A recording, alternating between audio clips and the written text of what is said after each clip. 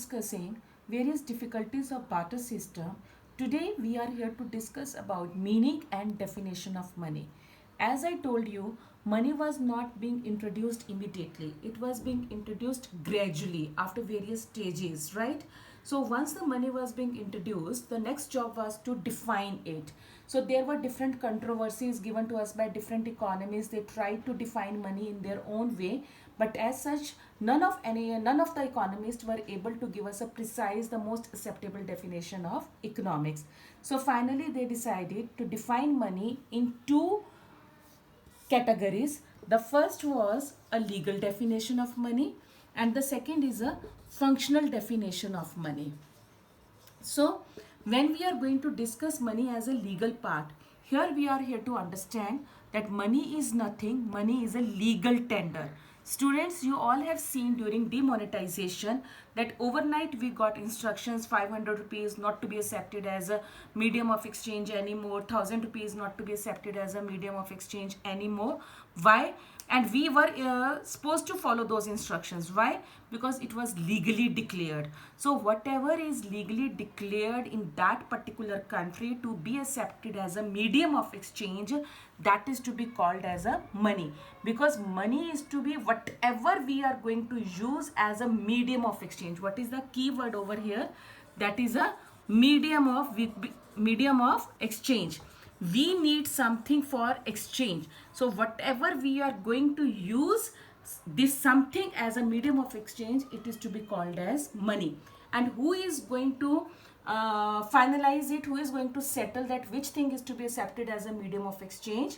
It is to be declared just by law of that country. So whatever legal system of a country declares that this money is to be accepted as a medium of exchange, it is to be called as money, right? So in case of Indian monetary system, money is a legal tender, and money as a legal tender can be studied into two types. And what are those two types? The first is limited legal tender money, and the second one is unlimited legal tender money. Students, here legal tender money is also called as a fiat money. Fiat money means by order. And in India, as per Indian monetary system, this money is being issued as per the order of a legal system of our country, as per the order by a central bank of our country, as per a order of a Ministry of Finance of our country. So that is why this legal tender money is also called as a fiat money, because we are going to accept it as a medium of exchange because our law has given us that instructions. Okay, so as money as a legal tender, we have got its two types. The first is limited and the other one is unlimited. We in India, our money as a legal tender, we are going to have two main suppliers of money. The first one is Ministry of Finance, Government of India, and the second one is Central Bank of our country, that is RBI. So students, here the Ministry of Finance is responsible for issuing coins of all denominations plus rupee 1 note.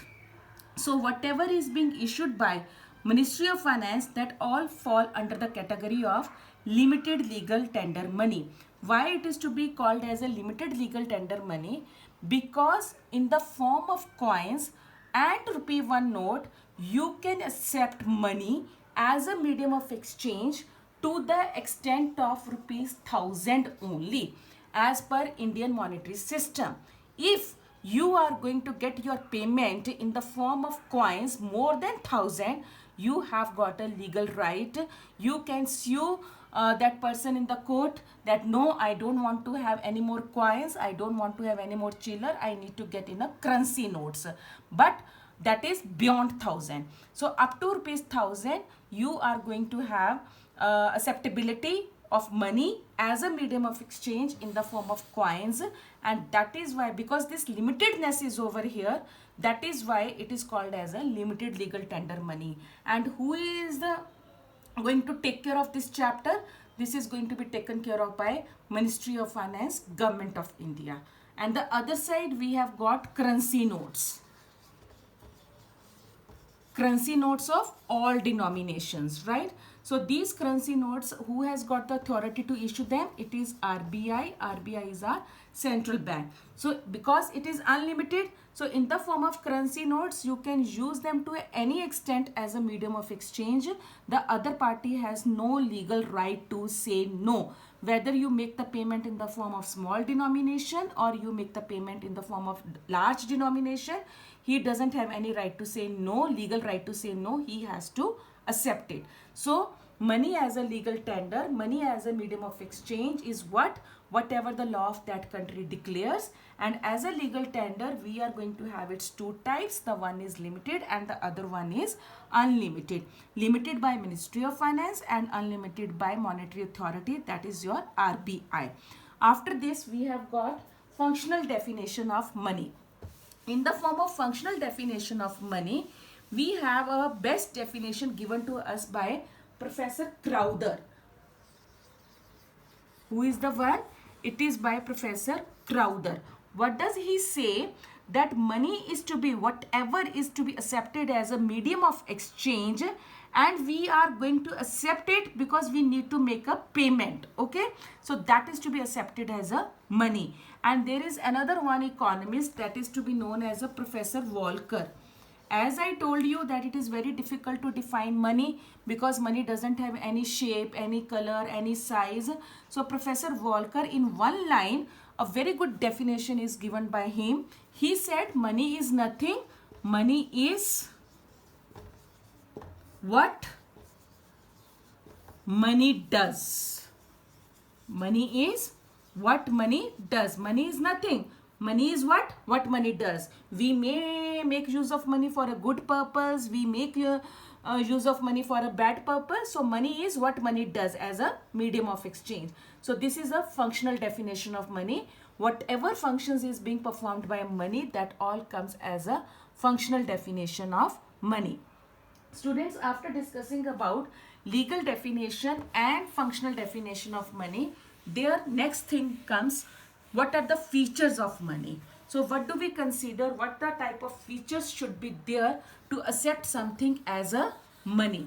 The first thing, what it should have, generally we are here to, I just told you that whatever the law of that country states, we have to accept that as money. So what should be the first feature of that money? That it should have a general acceptability. It should be accepted by one and all. And the second feature, it should be durable. Durable means which can be used again and again. It doesn't mean that one time I used and next time I need to earn more. No, one time I have earned, I can use it for many purposes at any number of times, right? The second thing is it should be divisible. Divisible means, you see that I have got notes of all the denominations. It's not like that. You remember in barter system we did that, we were having a problem of indivisibility, right? As it was not possible to divide. But in case of money, yes, it is possible for us to divide in small denominations to any extent, right? And then the next feature of money, that it should be able to recognized. Okay, to whom I am able to recognized? Of course, if Punjab government is going to say ki I am going to accept this thing as a money, Gujarat government is saying I am going to accept this thing as a money, so there will be a problem if every state are going to have their own currency, or one locality is saying ki okay, I am not going to accept it, I will accept this. So that will be a major difficulty.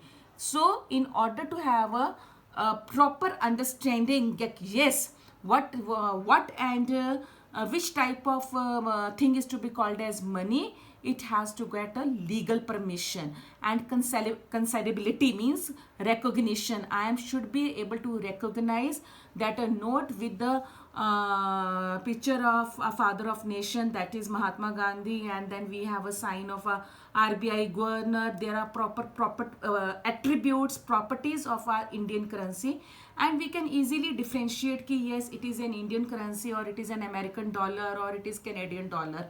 So each currency has got its own recognition, and this is the fourth feature of money, that money should be able to be recognized, right? Last but not the least, it should be stable. The most important is stability. Stability means that okay, we have said on the year of demonetization that it should not be accepted as a money. So it should be there, a very rare concept. It should not be repeatedly, frequently ki okay, today I have replaced 500 and tomorrow I am going to have 1000, next year I am going to have again 2000. No, we should have a faith in a currency system of our country.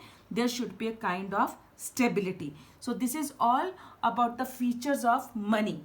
After discussing about features of money, we have got various functions of money.